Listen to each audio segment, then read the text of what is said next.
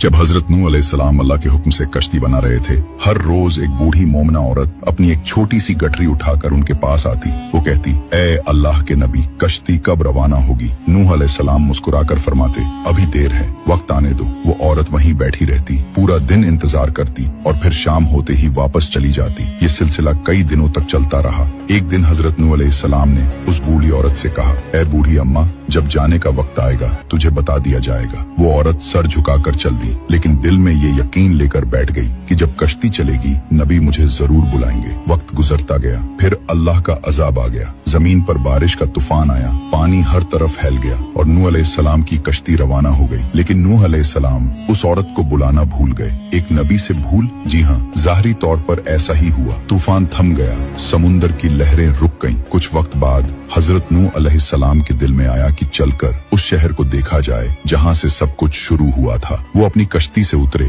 और शहर की तरफ चले। जब शहर पहुँचे तो देखा हर तरफ वीरानी थी, तबाही थी, मगर एक कोने में एक झोंपड़ी से रोशनी आ रही थी। एक दिया जल रहा था। नूह अलैहिस्सलाम हैरान हुए, इतना बड़ा तूफान आया, सब कुछ डूब गया, लेकिन ये दिया कैसे जल रहा है? उन्होंने जोर से अल्लाहू अकबर की तकबीर लगाई। झोंपड़ी का पर्दा उठा। वही बूढ़ी औरत गठरी उठाए बाहर आई और बड़ी मासूमियत से बोली, या नबी अल्लाह, क्या कश्ती अब तैयार है? चले। नूह अलैहिस्सलाम की आंखें हैरत से फैल गईं। उन्होंने कहा, ए बूढ़ी अम्मा, तुझे कुछ भी पता नहीं चला। बूढ़ी औरत ने सादा दिली से जवाब दिया, क्या नहीं पता चला या नबी अल्लाह? नूह अलैहिस्सलाम बोले, इतना बड़ा तूफान आया, दुनिया डूब गई, बारिशें बरसी, लोगों पर अजाब आ गया और तुझे कुछ खबर नहीं? वो औरत बड़ी सादगी से बोली, या नबी अल्लाह, एक दिन बादल कुछ गरजे थे और हल्की सी फुहार पड़ी थी बस। नूह अलैहिस्सलाम ने आसमान की तरफ देखा और कहा, ए मेरे रब, ये क्या माजरा है? तब अल्लाह ताला ने हजरत नूह अलैहिस्सलाम पर वही नाजिल फरमाई, ए मेरे प्यारे नबी, इस औरत के दिल में तुम्हारी मोहब्बत थी और तुमने उससे वादा किया था कि जब कश्ती रवाना होगी तुम उसे ले चलोगे। तुम अपने वादे को भूल गए, लेकिन मैं